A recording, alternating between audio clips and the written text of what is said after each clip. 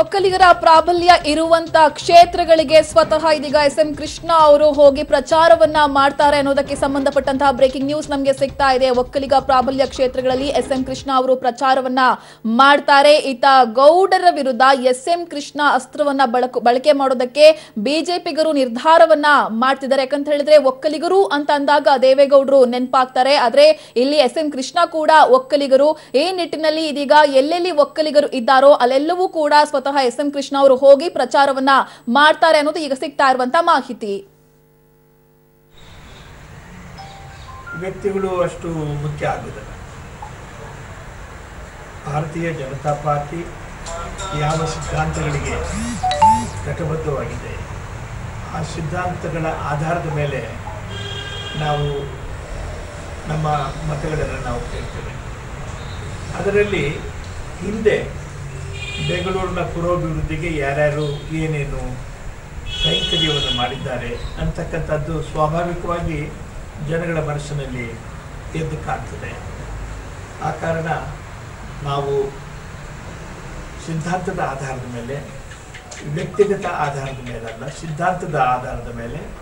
ಆದರೆ ಒಂದೇ ಒಂದು ಎಕ್ಸೆಪ್ಷನ್ ಏನು ಅಂತ ಹೇಳಿದ್ರೆ, ಈ ದೇಶಕ್ಕೆ ಪ್ರಧಾನಮಂತ್ರಿ ನರೇಂದ್ರ ಮೋದಿಯವರು ಮತ್ತೆ ಆಗಬೇಕು ಅಂತಕ್ಕಂಥದ್ದು ಒಂದು ನಮ್ಮ ಸ್ಥಿರವಾದಂಥ ಆರೈಕೆ.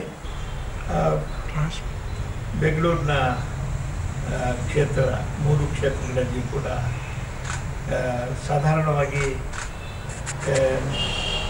ನನ್ನ ಅಧಿಕಾರಾವಧಿಯಲ್ಲಿ ಆಗಿರ್ತಕ್ಕಂಥ ಒಳ್ಳೆಯ ಕೆಲಸಗಳನ್ನು ಇವತ್ತು ಜನಗಳು ಮರೆತಿಲ್ಲ ಹಾಗೆ ಎನ್ನುವ ಭಾವನೆ ನನಗುಂಟಾಗಿದೆ. ಎಸ್ ರವೀಶ್, ಗೌಡರ ವಿರುದ್ಧ ಎಸ್.ಎಂ. ಕೃಷ್ಣ ಅಸ್ತ್ರವನ್ನ ಬಳಸುವುದಕ್ಕೆ ಬಿಜೆಪಿ ಇದೀಗ ನಿರ್ಧಾರವನ್ನ ಮಾಡಿಕೊಂಡಿದೆ. ಈ ಅಸ್ತ್ರ ಯಾವ ರೀತಿ ವರ್ಕೌಟ್ ಆಗುತ್ತೆ ಹಾಗಾದ್ರೆ ಅಂತ? ಖಂಡಿತವಾಗಿಯೂ ಕೂಡ. ಯಾಕೆಂದ್ರೆ ಬೆಂಗಳೂರು ಉತ್ತರ ಕ್ಷೇತ್ರಕ್ಕೆ ಏನಾದರೂ ದೇವೇಗೌಡರು ಶಿಫ್ಟ್ ಆದಂಥ ಸಂದರ್ಭದಲ್ಲಿ ಅದು ಬೇರೆ ಬೇರೆ ರೀತಿಯ 2-3 ಕ್ಷೇತ್ರಗಳ ಮೇಲೂ ಕೂಡ ಪ್ರಭಾವ ಬೀರುತ್ತೆ ಅನ್ನೋದ್ರು ಕೂಡ ಈಗ ಸಾಕಷ್ಟು ಚರ್ಚೆಗಳಾಗ್ತಾ ಇದೆ. ಈ ನಿಟ್ಟಿನಲ್ಲೂ ಕೂಡ ಬಿಜೆಪಿ ತನ್ನ ಕಾರ್ಯತಂತ್ರಗಳನ್ನು ಕೂಡ ಬದಲಿಸ್ತಾ ಇದೆ. ಹಾಗಾಗಿ ಎಸ್.ಎಂ. ಕೃಷ್ಣ ಅವ್ರನ್ನ ಎಂಟ್ರಿ ಕೊಡಿಸೋದ್ರ ಮೂಲಕ ಎಲ್ಲೋ ಒಂದು ಕಡೆ ಆ ಒಂದು ದೇವೇಗೌಡರ ವೇಗ ಏನಿದೆ ಅದಕ್ಕೆ ಒಂದು ರೀತಿಯಲ್ಲಿ ಬ್ರೇಕ್ ಹಾಕೋದಕ್ಕೂ ಕೂಡ ಬಿಜೆಪಿ ಮುಂದಾಗ್ತಾ ಇದೆ ಅಂತ ಕೂಡ ಹೇಳಲಾಗ್ತಾ ಇದೆ. ಹಾಗಾಗಿ ಇವತ್ತು ಅಶೋಕ್ ರವರು ಎಸ್.ಎಂ. ಕೃಷ್ಣ ಅವ್ರನ್ನ ಭೇಟಿ ಮಾಡಿ ಮನವಿಯನ್ನ ಮಾಡ್ಕೊಂಡಿದ್ದಾರೆ. ಪ್ರಮುಖವಾಗಿರ್ತಕ್ಕಂಥದ್ದು ಬೆಂಗಳೂರು ನಗರದ 3 ಕ್ಷೇತ್ರಗಳಲ್ಲಿ ಅಂದ್ರೆ ಬೆಂಗಳೂರು ಉತ್ತರ, ದಕ್ಷಿಣ ಮತ್ತೆ ಸೆಂಟ್ರಲ್ 3 ಕ್ಷೇತ್ರಗಳಲ್ಲೂ ಕೂಡ ಪ್ರಚಾರ ನಡೆಸೋದಕ್ಕೂ ಕೂಡ ಮನವಿ ಮಾಡಿಕೊಂಡಿದ್ದಾರೆ. ಅದ್ರ ಜೊತೆಗೆ ಆ ಒಂದು ತುಮಕೂರು ಆಗಿರ್ಬೋದು, ಚಿಕ್ಕಬಳ್ಳಾಪುರ ಆಗಿರ್ಬೋದು, ಮತ್ತೆ ಮಂಡ್ಯ ಆಗಿರ್ಬೋದು, ಮೈಸೂರು ಆಗಿರ್ಬೋದು, ಅಂದ್ರೆ ಎಲ್ಲಿ ಒಕ್ಕಲಿಗರ ಪ್ರಾಬಲ್ಯ ಇರುತ್ತೆ ಆ ಕ್ಷೇತ್ರಗಳಿಗೆ ಮಾತ್ರ ನೀವು ಸೀಮಿತವಾಗಿ ಪ್ರಚಾರಕ್ಕೆ ಬರಬೇಕು ಅಂತ ಕೂಡ ಆ ಒಂದು ಬಿಜೆಪಿಯ ಮನವಿಗೆ ಸಕಾರಾತ್ಮಕವಾಗಿ ಎಸ್.ಎಂ. ಕೃಷ್ಣ ಅವರು ಕೂಡ ಸ್ಪಂದಿಸಿದ್ದಾರೆ.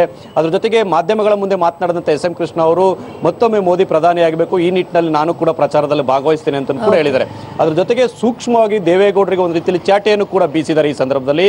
ಹಾಗಾಗಿ ಮುಂದೆ ಯಾವ ರೀತಿ ವರ್ಕೌಟ್ ಆಗುತ್ತೆ ಸ್ಟ್ರಾಟಜಿ ಬಿಜೆಪಿ ಅನ್ನೋದನ್ನು ಕೂಡ ಕಾದು ನೋಡಬೇಕಾಗಿದೆ. Yashoda. Okay, thank you Ravish.